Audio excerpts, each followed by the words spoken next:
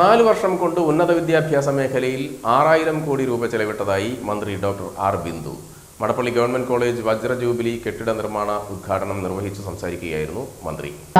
ബഹുമാനപ്പെട്ട മന്ത്രി doctor R Bindu അവർകളാണ്.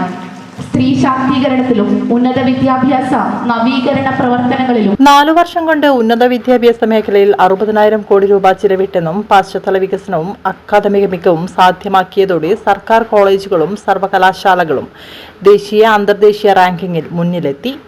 Madappally government കോളേജിൽ മലയാളം ഡിഗ്രി കോഴ്സ് അനുവദിക്കുമെന്നും മന്ത്രി അറിയിച്ചു.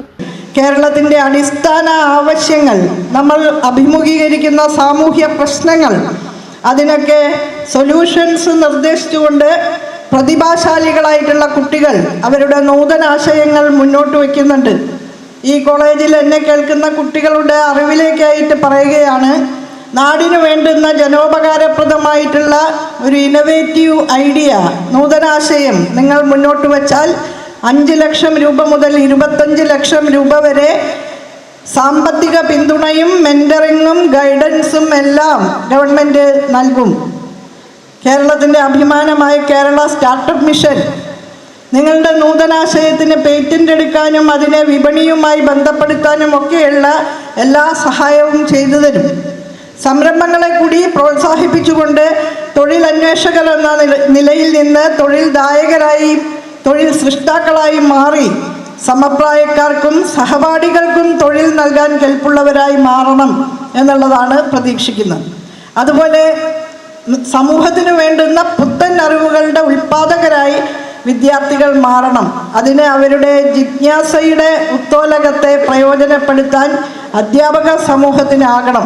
ഇതൊക്കെയാണ് ഇപ്പോൾ നമ്മൾ മുന്നോട്ട് വച്ചിട്ടുള്ള സമഗ്രവും സമൂലവുമായ മാറ്റം, പാരഡൈം ഷിഫ്റ്റ് എന്ന് വിളിക്കാവുന്ന ആ മാറ്റം. അതിൻ്റെ ഭാഗമായിട്ട് പ്രതീക്ഷിക്കുന്നത് ഇതൊക്കെയാണ്. നമ്മുടെ മടപ്പള്ളി കോളേജിലെ വിദ്യാർത്ഥികൾ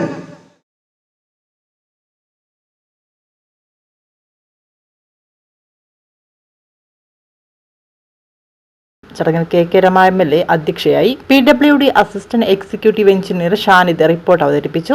ഒഞ്ചിയം ഗ്രാമപഞ്ചായത്ത് president P Sreejith, Vadakara block panchayat സ്ഥിരം സമിതി അധ്യക്ഷൻ KM സത്യൻ മാസ്റ്റർ, ഗ്രാമപഞ്ചായത്ത് സ്ഥിരം സമിതി അധ്യക്ഷരായ UM സുരേന്ദ്രൻ, സുധീർ മഠത്തിൽ, principal Shinu Padinjare Malamal, vice principal NK Anwar, programme committee convener doctor K Abdul Nasser, PTA president Rasheed master, രാഷ്ട്രീയ പാർട്ടി പ്രതിനിധികൾ എന്നിവർ സംസാരിച്ചു. സയൻസ് ബ്ലോക്കിനായി 10 കോടി രൂപ ചിലവിട്ടാണ് 200 കെട്ടിടം നിർമ്മിക്കുന്നത്.